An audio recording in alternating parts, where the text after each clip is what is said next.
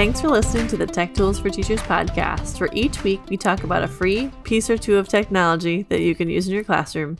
I'm your host, Shannon Martin. I'm a middle school teacher, technology coach, and personalized learning coordinator for my district. And I'm her producer and husband, Fuzz Martin. And today we're going to have a flippin' good time. Oh, you've been waiting for this. Who's supposed to be doing the dad jokes here? It's not even a good one. No, but I'll allow it. Amazing. So this week we are talking about things that are websites that start with flip. Okay. All right. Yeah. Are there a lot of websites that start with flip? There are. Why? Actually, What does flip mean? There's different things in education, like using a flipped classroom and flipping, changing things around. Okay. But as I started coming across my list of fun things to talk about, I was like, oh, look, there's a flip theme. And we all know I love a good theme. I mean, I'd understand like a flip book, but none of these are flip books. No, but, Flip Snack was a flip book creator, which was in Episode 3. Yeah. And I'm sad because I didn't realize this. Otherwise, we could have talked about Flip Snack appropriately. We could flip the that. Flip episode. We could flip it and put it up on this episode. Yeah. Well, here we mentioned it. So Flip Snack is a flip website, but we already talked about it in episode 3. And it does make digital flip books. But instead, today we're talking about Flippity. Flippity flop. And Flipgrid. All right. So, Flippity and Flipgrid. I'm wondering, though, like, we could probably come up with, like, a name generator for just EdTech apps, and, like, Flip and Grid would both be in that list. True. Yeah. Yeah. Of word parts that would end up in the name of various tech tools. SnapGrid or Creative Flip. Flippity flip. Yes, catch you on the flippity flop. Yeah. See? Office reference. Good job. Thank you. Yeah. So Flippity. It's a flippity flip. I think you may have said flippity flip. Flippity flop. Whatever. Yes. So anyway, we're talking about things that flip. All right. Today. Cool. And you can use it in your flipped classroom if you flip your classroom where students learn all their content at home. Enough with the acrobatics. Okay, Let's get to flippity. Yep, it's cheesy tonight, folks. We're just going to go with it. I just hope this episode isn't wait. Flop. That's okay, we're just gonna stop. We're gonna stop while we're like not even ahead at this point. So Flippity is flippity.net, and if you've never heard of Flippity, you should just go there because it's an easy tool that connects everything that you could need for like quick formative assessments for your students. So Flippity, what it does is it works with Google spreadsheets. Okay. Google Sheets. Mm-hmm. And everything's already done for you. So there's things from Flippity flashcards to the Flippity quiz show to the Flippity random name picker to Flippity scavenger hunt. I can't even talk. And there's Flippity fun with words. And yeah. So there's, let's see, like over 20 things that you can do with Flippity. And basically you go to the website and then you pick one of something that you want to work with. So today I'll give you the example of, let's do the Flippity quiz show. It's kind of like a Jeopardy game. Okay. So you can click the demo, you can click the instructions, or you click the template. And so it walks you through the process. It's really easy. So each one of these things, it'll tell you exactly what you need to do. You can click on the template. You'll say, make a copy of the document. Yep.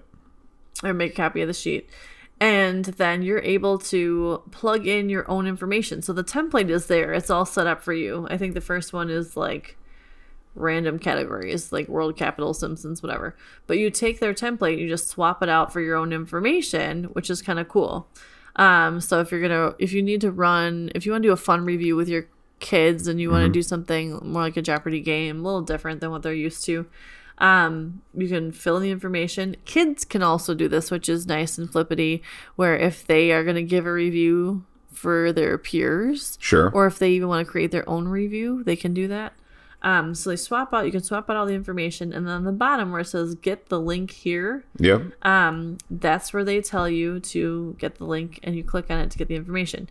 Now, something that I learned about Flippity, and everyone skips the step, you have to click on file. So before you actually get the link here, you click file, and then you click publish to the web. Okay. Once you publish it, then you click OK, and then you're in a good spot. If you don't click that link to publish to the web, the templates don't work. It'll lock it up for you. Oh, okay. And then is that a bug, or is it like no? It's kind of like a safety, so everything just doesn't become like public automatically. Gotcha. So you publish to the web, then you click on the link, and it's in their directions. Like it tells you to do that. Sure. Okay. But it's one of those where like everyone skips the directions. Like, oh, I can figure it out. You click around enough, and then it just works. You have to publish it to the web, and then I've never done something without reading the directions. Right? Because, well, if you're just like an explorer, clicker around kind of person, yeah, skip through the parts that you speaking my language there. need. So, publish to the web, and then your template, everything becomes live, and then you're able to work through it. So it's kind of cool, like random name picker if you're going to make groups, or if you want to have like fun projects, you can do that stuff. There's like flippity timelines. There's word scramble. So if you do a lot of vocab with your students and you want them to have extra practice and want to do something, if they have Chromebooks or even iPads, and you want to make it a little more interactive, they can create their own, which is nice. It's really simple. They have flippity bingo. They have progress indicator, which is kind of cool. So anything that you put information into Google spreadsheets, they've given you kind of these templates that you can use in your classroom. It's kind of a time saver. They look cool. They're fun. They're interactive. They're easy for students to follow or create their own, which is kind of cool. And you also can do it as an add-on. So there's a flippity add-on that you can use as well. So you can either go to the website or you can use it as an add-on. And so that's really easy to do too. So certainly. Flippity, try it out. There's so many different ways you can use it for, like I said, you can do it for review, vocabs, formative assessments with students. Games. Games for, it is like, a lot of it's like game type review things. But I always didn't think, I talked to our science teacher up in the high school often, like anatomy. Those kids, juniors and seniors, have to know so much vocabulary.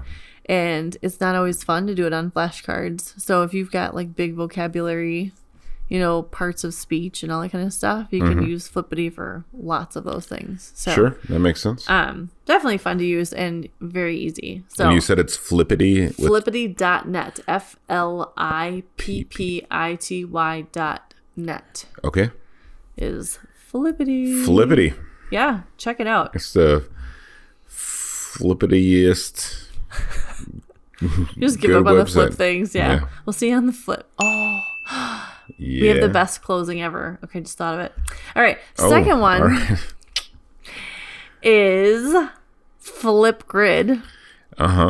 And it's funny because I know a lot of people have been using Flipgrid for a while, and I see a lot of it on Twitter. Like everyone's got Flipgrid. They've got these little green tents, and you do videos. And I feel like I've seen it, but I don't know why. And so it's super fun, and it's easy. And you create this grid, and you pose a topic, and then everyone can answer. They create little videos and they answer questions, and there's like a billion ways to use Flipgrid. And it's one of those where I've used it a few times and I've introduced other teachers to it, and I think it's great and I'd love to use it more. So like if you've got super cool Flipgrid ideas as I'm talking about it, please share them, because I see all these cool different ways that teachers are using Flipgrid that I have not been exposed to. So I think it's always fun to learn from other people. And Flipgrid is you log in, create your account as a teacher. And what I love is that you can control how your like grids are set up, and you can share topics, but you can pick like anyone with the end. Like you can decide who can answer your Flipgrid. So if you just want your students to answer the question or the discussion or whatever you're posing, you can make sure that it's just the end of your school's email. Okay. So some say like it's students dot whatever. All of our student and staff have the same ending of our email, in our district. But that way it kind of controls who can answer your questions. And I think what I'm going to do is this week on the podcast, I might pose a couple Flipgrid questions and then put them out there on Facebook and Twitter to see what everyone's thoughts are. Cool. Good in idea. Flipgrid, because I want to know how everyone's using it. Anyway, those of you who are not familiar, you log in, you create your account, and then you create your topic, you create your grid, and then you pick your topic, and you have your like shareable. When you pick share your topic, your link. when you pick your topic, do you flip a coin? You could. Oh, the flipping continues. And so. Or you can get the shareable link. You get like a code students can enter in, or you can add topics. And they record their response videos. So like I've done it when I have applied for presenting at conferences. Sure. They've asked for a Flipgrid video for me to like sell how I'm going to present at the conference, which is, I think, an awesome way to kind of interview who's going to present at your conference. You can reply, you can have like discussion where you have like someone's going to respond to the question posed and then you can respond to other people's responses. I think it's great to use Flipgrid when the kids, and I know some kids love to be videotaped and some do not. And like, that's okay. You don't have to be necessarily in the video, or you could put, fun dress up glasses on and stuff like that, to hide your actual self. Yeah. Maybe just to flip the script a little bit. Oh, look at that. As the flipping continues. But like reading responses. So if you've got a book talk and you're super excited, maybe you don't want to present in front of the class, but you're comfortable, on your Chromebook, selling the book that you just read. What a great way to start book discussions in classrooms. I plan on using it for goals and reflections at the end of the school year, so kids can kind of reflect back and be like, hey, this is what I've learned through my educational career so far, and so they have that documented. Sure. But you can debate controversial topics. You've got older students that you want to like really pose some things out there, like you could set up debates. 30-second reviews I've seen done where the kids get a timer and like whatever topic they have to talk about, like you have 30 seconds, you have to bust out as much as you can that's worthy in 30 seconds. Exit tickets. Flipped classroom responses are super great for kids to use Flipgrid. So there's so many awesome ways to use Flipgrid, and it's easy. Kids aren't going to have to write an essay. They can just share their information. And to me, it really gets the discussion going, which is really nice. I also like that as a teacher, you can pose your topics and your questions in various different formats. You can write up what you want to do. You can add pictures and videos so kids can respond to content from your class. And then it tracks everything. So I can see how many replies, how many views, how many people are engaged with my questions. And you can download it on like the Apple, the App Store, Google Play, Microsoft. They all have like the app that you can put it on a phone. You can put it on iPads, those types of things, which is awesome. And it's all free? It's all free. Sign up. It's free. So somebody owns it then. Somebody must be paying for. Oh, Microsoft. Gotcha. Okay, so it's a Microsoft joint. Yes, it is. And they're getting you hooked. They are. And oh my gosh, can you get hooked? Because then they have like my mixtapes, and a mixtape, it's a showcase student videos where you can create mixtape videos and add videos to build topics. You can make custom playlists, and then they have like the disco library where you can give shout outs, and they have featured topics and all that kind of stuff. So that's great. Flipgrid, if you haven't tried it, just experiment and play around with it, because it's such a cool tool. And if you have fun ideas for Flipgrid, we'd love to hear them, because I'm still learning more and more about Flipgrid and all the cool things people are doing that I can't even think of. And so it's just really a neat way to share information. And have discussions. Just pulling up their Twitter, like things like teaching, studying for other languages. Good, Oh yeah, practicing. Yep. Cool. And they actually have a on their Twitter page as of when we're posting this, they have a graphic called "How do you Flipgrid?" and they have it separated by pre-K through 8, high school, university, staff, and what does PLC mean? Project lead the classroom. Your PLCs are like your learning coordinators. No, your professional learning community. Okay. So it's like when you work with staff within the same, just like there's so many of them. Like sorry, I put you on the spot. PLTW. No, I hope you don't. As you kept like flip your lid. As you kept listing off the wrong ones, that I couldn't think about the right one. But yeah, it's professional learning community. So when people are like same grade level, same. It depends. Every school has them set up differently, but it's the people that you work with to build a stronger team within your school district. Yeah. So in their use case graphic, they have like book speed dating and reflections and to do like novel units. It would be so like cool. Doing commercials, peer reviews, science fairs, newscasts. These are all great ideas, and it's a cool little program that Microsoft has put out. We should probably put this up on the Facebook page. Yeah, we can do that.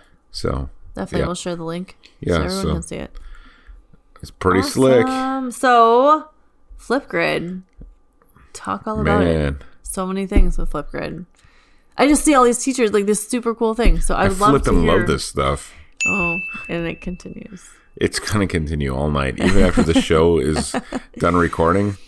It's still going to be. If this whole teaching thing doesn't work out, you could always wait, flip burgers, which there's nothing wrong with. On that note, we'll see you on the flip side. We'll catch you on the flippity flip. Woo! We will add this to the all of these to the educational directory, and you can flip through and find what you want to learn about. By the way, shout out to idioms.thefreedictionary.com for all my flip puns tonight. Nice. Yeah, I'm going to just flip that over. So you've really been looking through them? Oh, yeah. I might have just coming up with my own. You got a cheat sheet. Yeah, flip out. A lot of flip the bird kind of stuff, but that's not our show here. Flip your wig.